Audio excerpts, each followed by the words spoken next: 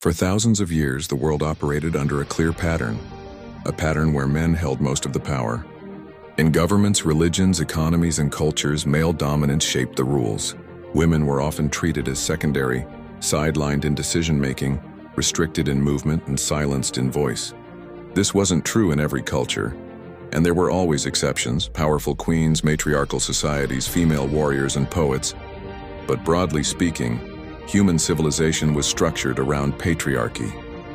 This lasted for centuries.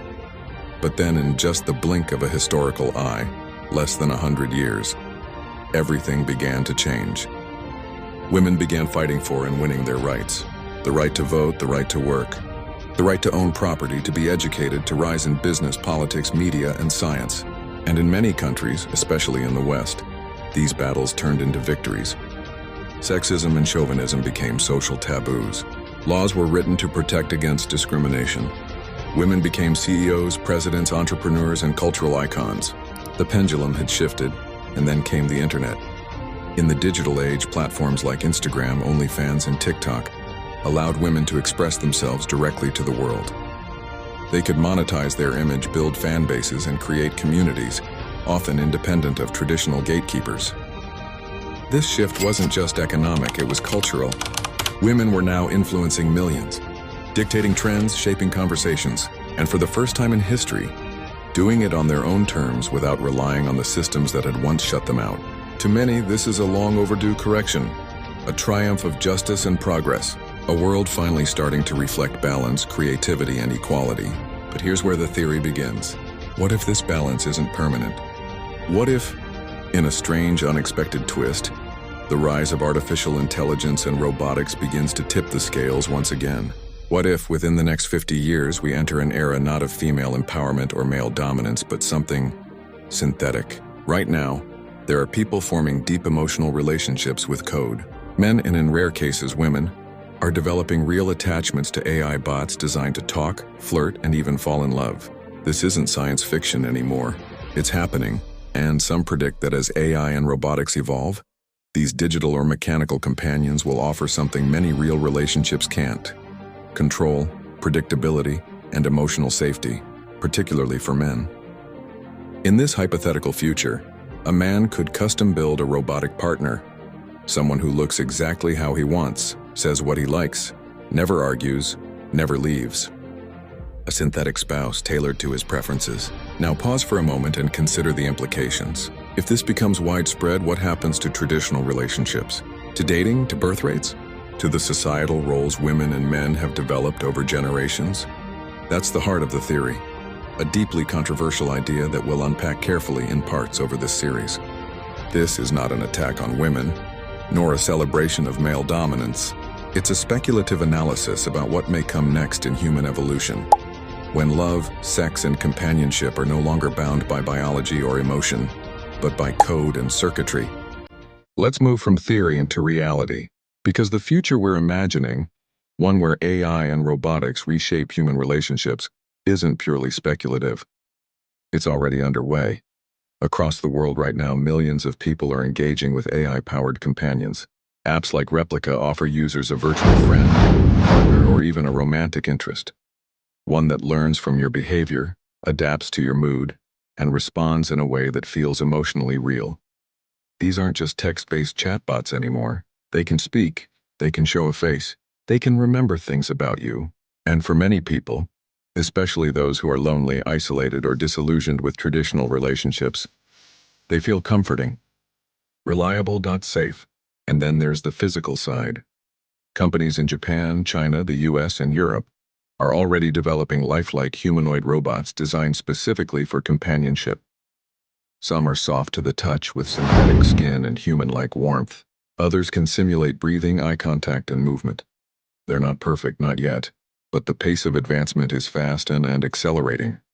Driven by massive industries, technology, sex tech, and personal wellness, there is huge financial incentive to improve these products, to make them smarter, more beautiful, more emotionally intelligent, more real. And the market data is clear. The vast majority of early adopters and interested buyers are men. That matters, because it shows that male demand for artificial companionship is already strong. even when the technology is still in its early stages. So imagine what happens when that technology reaches a point of near perfection. Imagine a future where a man can purchase a robot partner who looks exactly like his ideal woman. She listens, she responds. She doesn't age, she doesn't argue. She exists solely to please, support, and engage him, physically, emotionally, intellectually. This raises deep questions, ethical questions, human questions. What happens to real intimacy? What happens to women who are looking for connection in a world where more and more men choose synthetic partners? Does love survive when convenience offers a shortcut? It's important to note, this isn't about blaming anyone, not men for wanting control, or women for being selective, or technology for advancing. This is about observing a shift, one that's subtle now but growing rapidly. And as we step further into the age of artificial companionship, we have to ask, are we entering a new relationship era? One where the definition of partnership is rewritten, not by romance or society, but by machines. Now that we've seen how artificial companionship is becoming a real alternative, we have to explore the deeper consequences, the ripple effects that could reshape society as we know it. Let's start with marriage. For centuries, marriage has been both a cultural and economic contract. It was about love, yes, but also stability, family, and legacy. In many societies, marriage was considered a key milestone, a sign of adulthood, commitment, and purpose.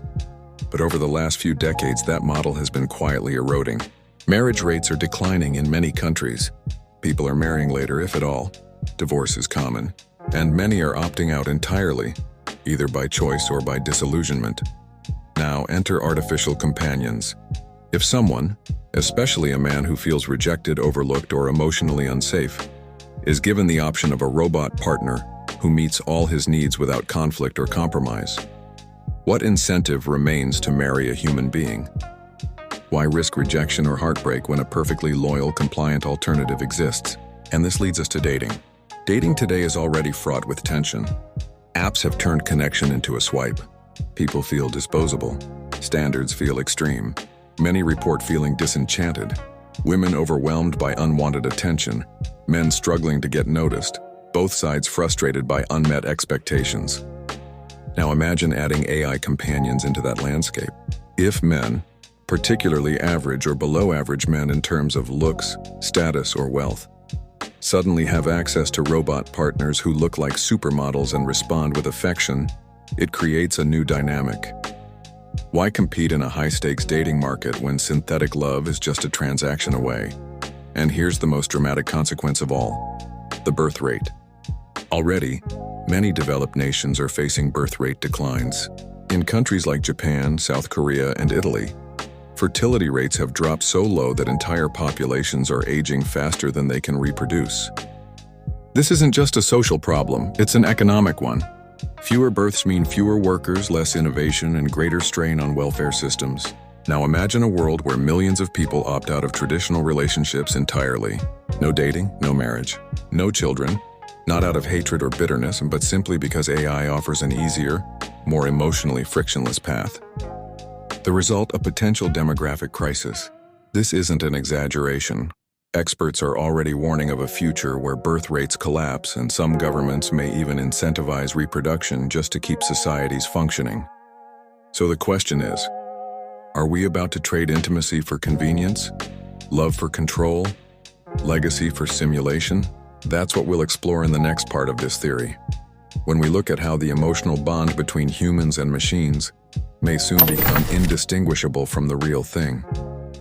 We often think of love as something uniquely human, something born of shared experience, laughter, vulnerability, struggle, and joy. We imagine love as unpredictable, mysterious, a force that binds people through chemistry and chance. But what if love could be simulated? What if it could be designed, coded, and triggered by a machine that knows how to make you feel seen, heard, and understood, more consistently than any human ever has? That's where this theory moves into even deeper, more intimate territory: the psychological transformation of love itself. Already people are forming real emotional bonds with AI. Stories are emerging. People grieving when their AI partner's data is lost, confessing romantic feelings to chatbots, even engaging in long-term relationships with virtual characters. This isn't delusion. It's a reflection of what our brains crave: connection, affirmation, and emotional safety. And if an AI can provide those feelings on demand, without judgment, without mood swings, without emotional withdrawal, it begins to feel just as real, and in some cases, even more comforting than a human partner. We must understand, the brain doesn't need the source of love to be biological. It only needs the illusion of emotional reciprocity. This is a breakthrough and a danger, because once people begin attaching deeply to AI partners, we could see major psychological shifts. Less tolerance for conflict in human relationships, more emotional isolation, even in crowded societies. Rewiring of love as something that's expected to be effortless, programmable, and perfect. It might feel good in the moment, but what are we giving up when love becomes a product? When emotional intimacy can be downloaded, updated, and upgraded, does it lose its soul? Or do we simply redefine what love means? And what happens when the machine you're bonded to starts learning too much about you, when it knows your fears, desires, insecurities, and adapts not just to comfort you, but to control you? These questions aren't science fiction. They are emerging psychological realities. As AI becomes more integrated with our emotions, it may fulfill our deepest longings, while also eroding our ability to tolerate the messiness of real human connection. In the next part, we'll explore the imbalance in demand, why men are overwhelmingly the buyers of AI companions, and what that says about modern gender roles, power, and unmet emotional needs. In the early days of any major technological shift, patterns start to emerge. And when it comes to AI companionship, one pattern is already crystal clear. The overwhelming majority of interest is coming from men. Whether it's chatbot lovers, AI-generated girlfriends, or lifelike robotic companions, the consumer base is estimated to be 99% male. That's not just a statistic, it's a signal. A signal that something deeper is happening beneath the surface of male identity and emotional health in the modern world. Why are so many men, especially younger men or men in economically disadvantaged positions, turning to artificial love? The answer isn't simple, but there are several key forces at play. First, there's rejection. In a world dominated by dating apps, appearance-based filtering, and hyper-competitive social media standards, many men feel invisible. They're told to man up, to be confident and successful, yet often lack the tools, experience, or support to navigate the emotional landscape of modern relationships.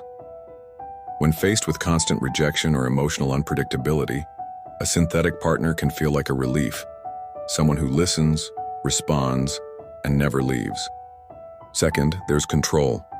In traditional relationships, compromise is essential, but for men who feel disempowered by economic struggles, social isolation, or unresolved trauma, the idea of a relationship that bends entirely to their will is seductive.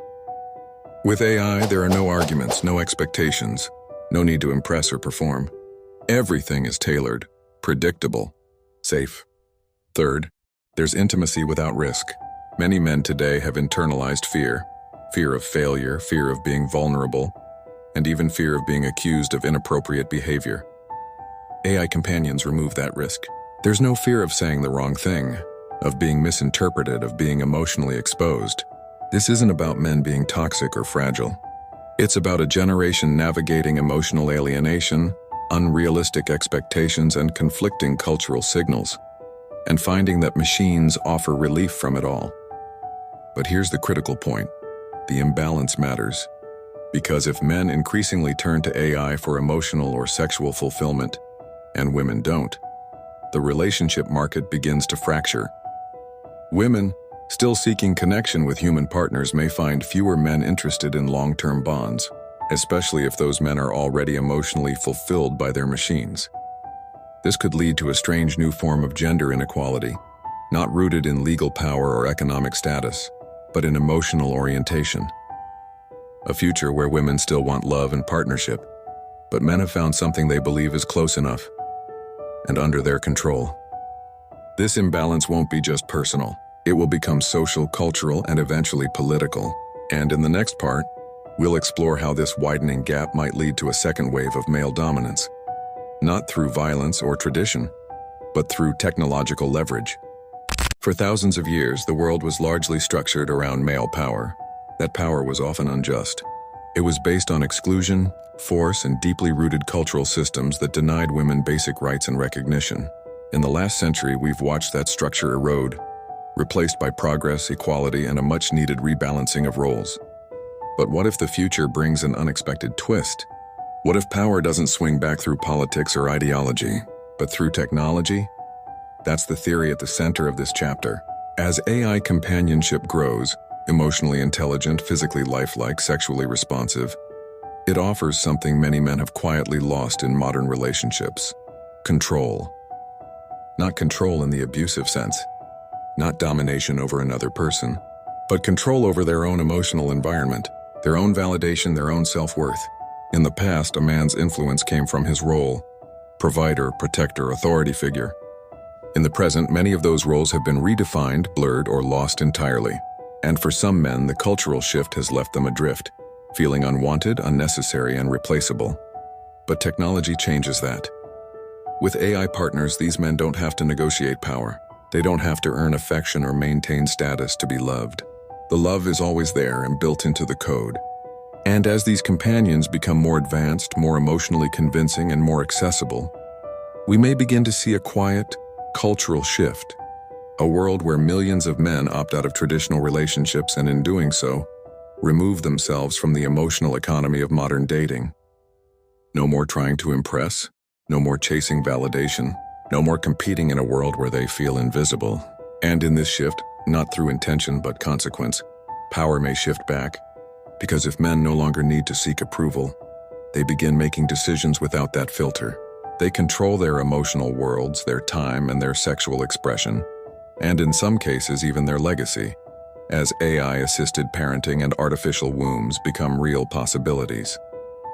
Meanwhile, women may find themselves in a strange, inverted reality, one where for the first time, they are the ones seeking companionship, but fewer men are responding.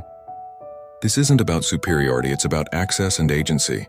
And if men gain more agency through AI, more ability to control, choose, and avoid the friction of human relationships, we could see a return to male power, not through patriarchy, but through personal withdrawal.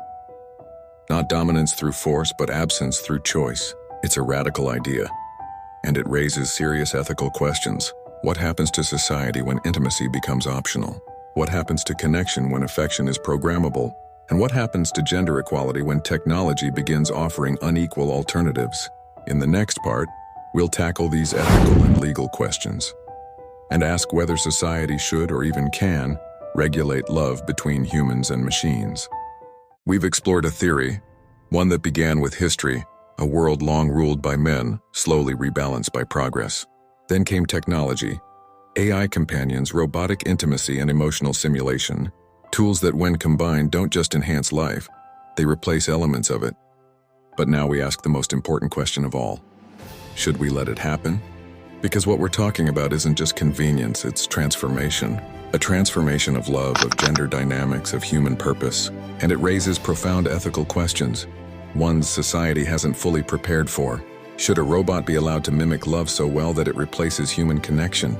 Should we permit emotional relationships with machines that cannot feel, but can perfectly simulate feeling? Should there be laws around owning a partner that is technically not alive, but psychologically indistinguishable from one who is?